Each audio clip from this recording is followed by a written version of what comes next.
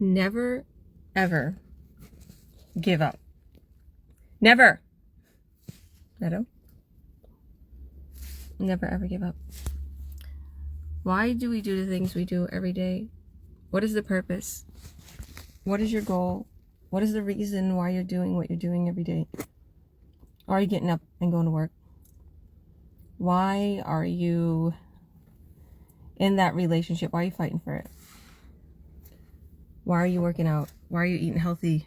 Why are you eating unhealthy? Why are you doing what you're doing? Ask yourself that. What is the purpose of life? What is your goal? What do you want to make of it? I asked my friend today, I said, what is your goal? What is your dream? It was so simple and so humble. And we all have different dreams. I started to think about that. And I told her to do an affirmation because she was working out with me. I told her to do an affirmation and say it in your heart. I'm not going to say it out loud what her goal was and her affirmation. And as we worked out and as I felt like giving up because it was so hot in church. Literally, I couldn't turn the heat down today. I don't know why. Couldn't turn the heat down. And it was hot as anything. I tried to turn it down. It wouldn't turn down. But long story short, I wanted to give up. There was 10 times I ran outside. It's beautiful outside. I kept running outside. I kept getting some fresh air. I kept looking at that palm tree that's gone. As I call it, a palm tree. And there was a plane that drove over it. And I was like, yeah, it's going to take me to my destination when I'm ready. But I felt like giving up, and I didn't. I didn't give up. Never, ever, ever, ever, ever, ever, ever give up. I did 3 rounds of this intense workout. It's like a intense full body dumbbell workout. It's really intense. I've actually gotten really fit with this and gained, I think I gained about 8 pounds as I drink my protein shakes and I eat lots of protein and just try to have a better diet and try to stay away from bad fats like peanut butter, which I love. I don't eat peanut butter that much anymore. It's kind of sad, but it makes me feel yucky. You know, I'm working out, or, you know, I was telling my sister, I was like, no, it's not a good fat. So, long story short, I didn't give up. I went through the whole 3 rounds, even though I felt like I was gonna die because it was so hot. And every day I get stronger and stronger and stronger. I remember when I first got my 30-pound dumbbells and I would walk them to the church and walk them into church, and it was like, it was so harder. And now it's like, it's so easy. I'm like, look at how strong I am. I'm so easy. And I envision it. Sometimes I just envision myself like picking them up and just like, I can even like lift them and throw them. Like, it's like nothing. And as every day, it feels like it's nothing to hold these 30 pounds. Like I'm going to be needing 35 pounds dumbbells to work out with, to work in each hand. It's like, never underestimate yourself. Never ever give up. And that goes for all aspects. That's not just working out. That's your relationship. That's your successes. That's your health. Everything. Never ever ever give up, because God made you all powerful. Whatever you believe, you shall receive. Me and my sister was talking about this last night. She was like, you don't know what I believe. Shout out to my sister Julie. She turned 29. She didn't turn 29. She's older than me. But her husband put her 29 forever birthday. So cute. And she's still young and beautiful. I love you, Julie. God bless you. Utter blessings from the good Lord upon you. I proclaim it in Jesus' holy precious name. And my coach, Helena. I love you, Helena. It was her birthday yesterday, too. A lot of birthdays. My son's birthday on the 23rd. Oh, I've been a busy mama with twins, and my son's birthday. And my nephew's birthday. Tommy. Shout out to Tommy. I love you, Tommy. He's a little twinsy, too. He's born on the same day as my Skylar. God bless my boy, Tommy. I love you. He's same age, too. I'm going to make him a YouTube video. He loves YouTube. He always sees me on YouTube. He says, my aunt, she's on YouTube. She's famous. But I want to say, me and my sister was talking about believing and receiving, and she was like, I just envision like me and my grandchildren, and she don't have any grandchildren yet. Her sons aren't married yet. And she's like, I envision me and my sons and my daughter-in-laws and my grandchildren, like in a huge, beautiful RV, just heading to Disneyland. That's our dream. And she envisions it, and big windows in her house. And I'm like, oh my goodness. And my vision I already have my vision, and I say it, and I am it. I am a multi-billionaire, helping billions of people worldwide to sustain them. That is who I am. I am that, and I believe it. Ain't no woman, man on earth can tell me otherwise, because it's here. God has destined it for me, and he put something in my heart far more greater than I could ever imagine. There is no stopping me. I have a goal. I have something in my heart that I can't see people go without, that I can't see me have and them without, that I can't see my babies getting presents and dresses and food, and then there's babies in different countries that don't even have underclothes, that don't even have one meal to eat. My heart, it can't settle for that. It can't settle. There's a meme, I have it saying, how can we feed agriculture? How can we feed 4 billion or million animals or billion animals, and we can eat it on a yearly basis, but we cannot feed 4 million starving people or something like that? It's like, it's so true. It's so true. Here in Merritt, I feel like crying. In Merritt, disasters go on, and floods go on, fires go on, and people lose their houses, and everybody's in an uproar. I am too. I feel sad, believe me. I don't want that to happen. But there's people who are homeless and starving since they were born, and nobody gives a care. Nobody's freaking out, nobody's saying anything. But a person who's been wealthy all their life, hi Dom, God bless you. A person that loses their home that was wealthy, there's a big uproar going. Oh my goodness, we need to get them into shelter. We do. And believe me, my heart goes out to all my beautiful neighbors in Merritt and all over. And I love you guys in my heart, and I pray for you. I've been praying for you. But what I'm saying is why does the cities freak out when these natural disasters happen and the rich get, homeless, or the people who are living an okay life get homeless? How come cities and countries don't freak out when they see people dying on the street, the homeless dying on the street because it's too cold, because they don't have their medicines, because they overdosed, or because people in different countries, in Africa, and even in the country where my people are in Romania, like there's people just dying of starvation, of simple diseases that they can get cured with antibiotics. How come nobody cares then? Why? Why do we live in a world like this? Guess what? I am Georgia Williams, the founder of the Georgia Williams Foundation, and I'm here to change the world, and watch what I do, okay? Because one little woman can change the world. Watch. Here I come. Yeah, so it's pretty sad. It's pretty sad when you think about it. And that's what I was thinking yesterday. I'm like listening to the radio, listening to all the freaking out of everything, and oh, my heart, like I said, goes out to all those people. I met some people, some of the most beautiful, wonderful people from Merritt. They was shopping in the markets and stuff, and we're talking. A lot of people, they're so, I love my BC peeps. They're like, you know what, it's okay. And it's so true what they say about Canadians. We're also, chill, especially here in BC. Like, it's okay, we're okay. One's sleeping in his car and one's doing this. I got food. I'm not poor, but yeah, I'm used to this. Like traveling anyways. But like I said, it makes me think. It makes me think. What are we living for? Service. Do good for others, and good will happen to you.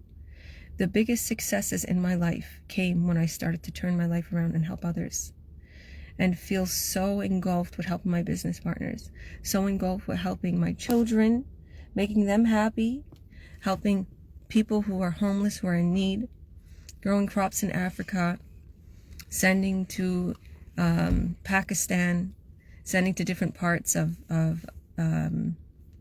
Africa to just relief.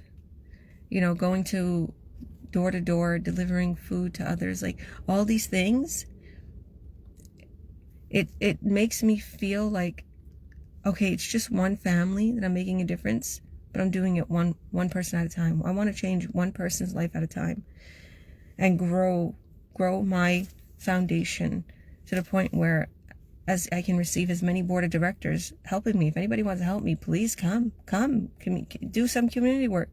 As many board of directors that we can have to facilitate each person, to work with each family, how we can get them up better, how we can take them to their children's cancer treatments, to get operations on their teeth. There was one woman, she was telling me she couldn't go to Vancouver to get her son's operation because of the floods, and she for his teeth, and he had cancer. There's just so many people I met. The stories are unbelievable, and I want to help one person at a time, even the people on the streets. A lot of these people are so super intelligent that's on the streets, and they're lost because mentally they're not strong enough. They've had such big businesses, like businesses that were worth hundreds of thousands of dollars. They had beautiful homes, beautiful families, and just like that, if their marriage went downhill, or just like that, if a family member passed away, or if they gained a health problem, it's just a total weakness. I look at people and I feel like I think to myself, thank you, God, for my strength. Because I've been through a lot. I've been through a lot. Like a lot of these people's stories I've been through it. I've been through a marriage.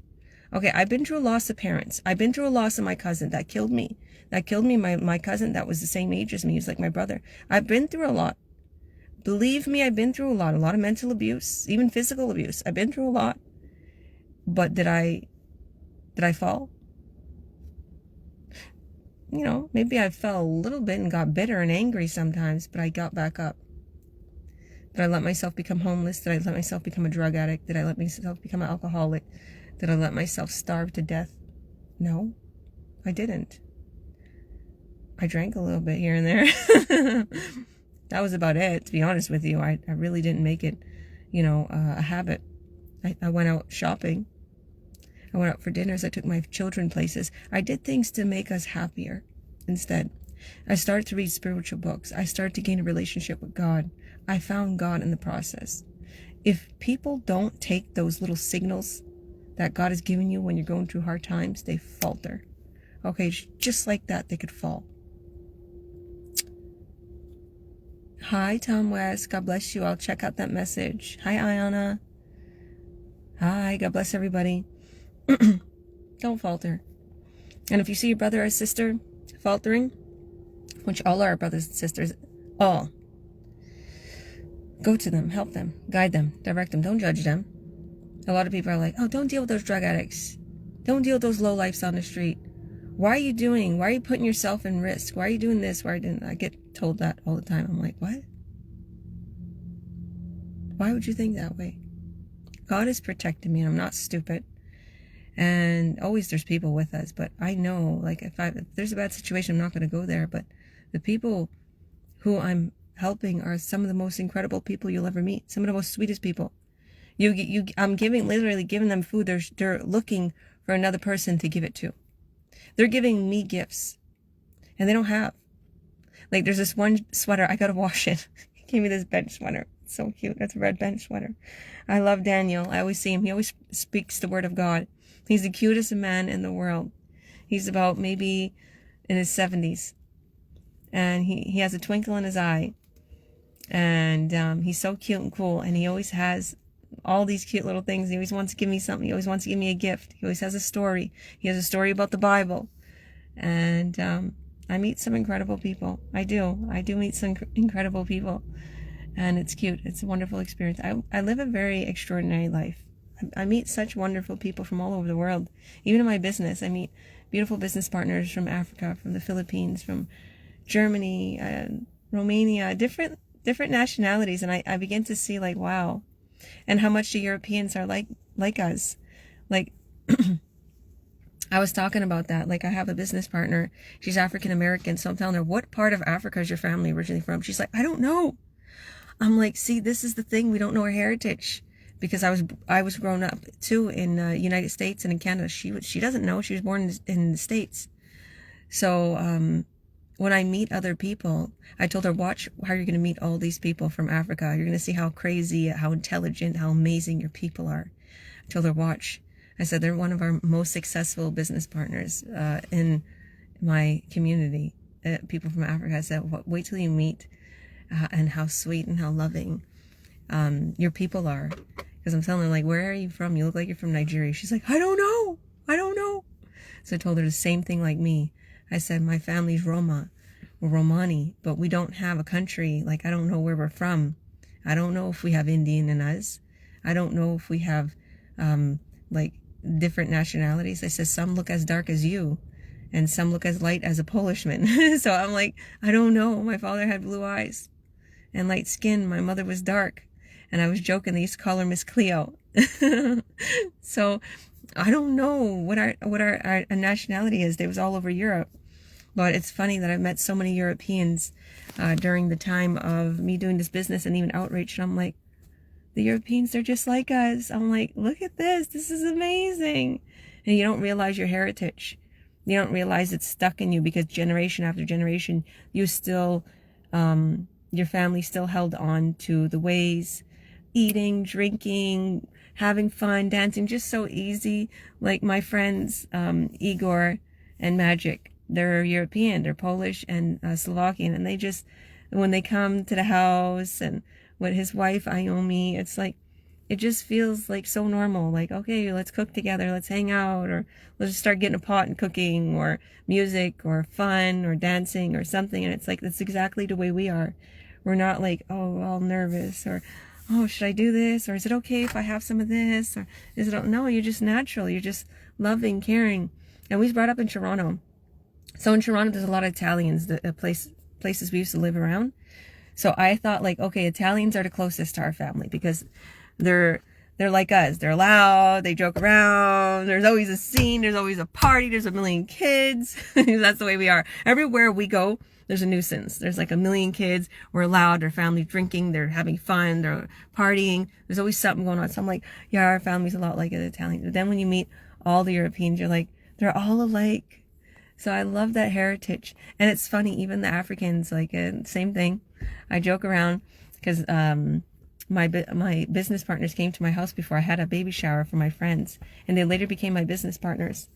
And I'm screaming, I'm joking with them, I'm playing with their kids. They're like, I never see Canadians do this. They're like, we're usually the loud ones. And everyone looks at us. I'm like, no, you're in the right house because we're usually the loud ones with a whole bunch of kids.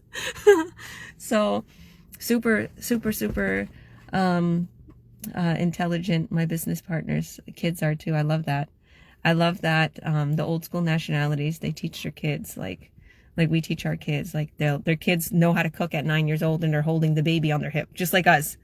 Like that's the way we was brought up, to like help my moms in the kitchen. We have a baby on our hip. We're helping our mom with the baby, the sister. And I love what I do. I love meeting different nationalities. I love exploring the world. And once this COVID's done, I'm out.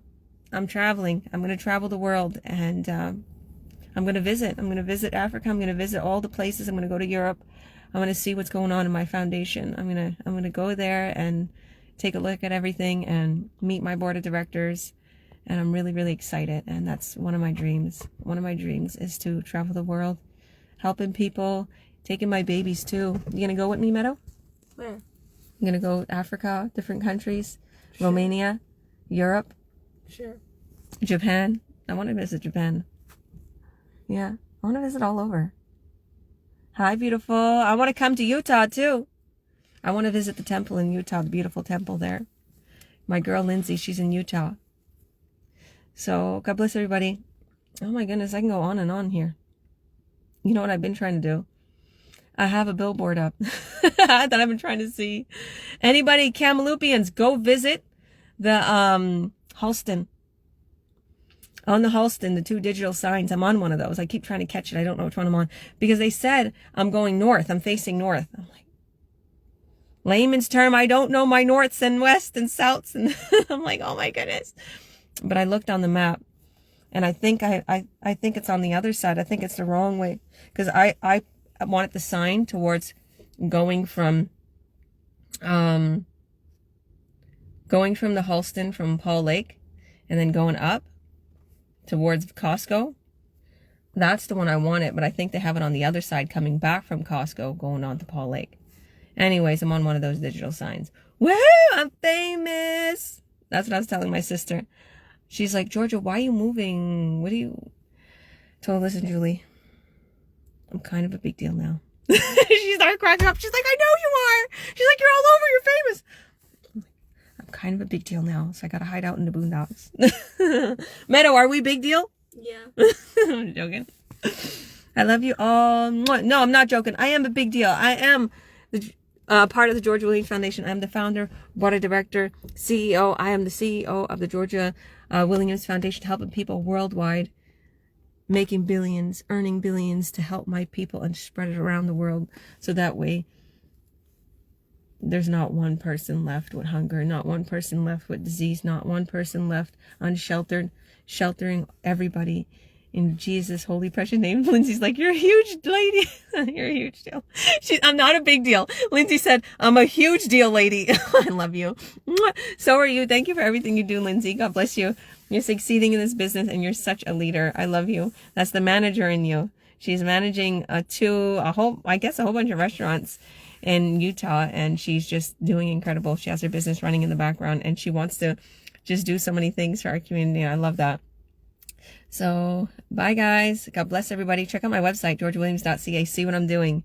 See what all my advertisements is all about. And what I'm saying is I'm helping people worldwide to earn an incredible income too. So check it out. Go to georgiawilliams.ca. Watch my free workshop. I host it. See what we're doing to make an incredible income online.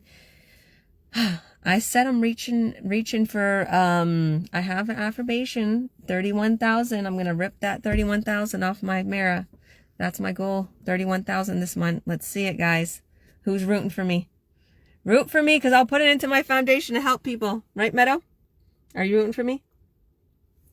I have made 31,000 in November 2021. Woo! Over that. I made 32,000 actually. What am I saying? Believe and you shall receive. Bye, everyone. God bless. Let's go check out my sign. I'm going to go check out the sign.